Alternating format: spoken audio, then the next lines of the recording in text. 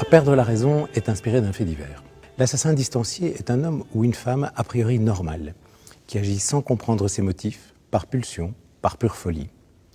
Rien ne le prédisposait à devenir un tueur froid, qui commet un voire des crimes d'une violence inimaginable. Comme cette jeune mère de famille, Muriel, qui va tuer ses 4 enfants dans le film que nous allons voir et qui est inspiré de l'affaire Geneviève l'Ermite. Le crime de l'assassin distancié est généralement tellement inimaginable que justement, aucun scénariste ne peut l'imaginer et qu'on ne peut que partir d'un fait divers pour alimenter la fiction. En fait, Joachim, si tu n'avais pas entendu ce fait divers à la radio, ma question c'est, est-ce que tu aurais eu l'idée de traiter un personnage d'assassin comme celui-là ? Ah ben je l'ai fait.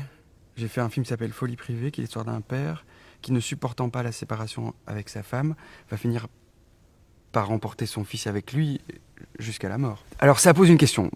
Moi, le Folie privée, je me suis inspiré de...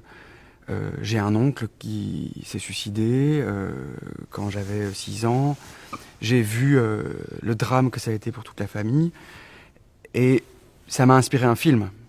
Il se fait que quand j'entends parler de l'affaire L'Ermite, évidemment ça me réveille, ça réanime quelque chose chez moi, que je connais, qui est cette histoire-là en fait. Donc je m'empare du sujet, je décide de faire de la fiction parce que finalement je ne sais rien de l'affaire L'Ermite, je ne connais pas Geneviève l'Ermite, je n'ai jamais voulu la rencontrer, ni les autres protagonistes de l'affaire, mais je vais m'inspirer de ça. Tu parlais de catharsis, en fait, là tout de suite, en disant que voilà, par rapport à la violence, le film permet de faire une sorte de catharsis.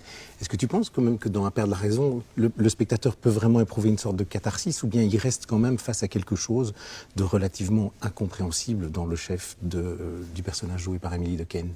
Je ne prétendrai pas que le film mène directement vers le sens, mais je pense qu'il peut emmener vers une réflexion, quoi. C'est-à-dire... par exemple, la manière d'être oppressé, d'être épuisé, et à quel point cette manière d'être oppressé, épuisé, de perdre sa liberté, pour moi c'est plus un film que sur un infanticide, c'est un film sur un abus. C'est sur une femme qui perd son autonomie totale, qui est totalement sous emprise. C'est un film sur l'emprise en fait.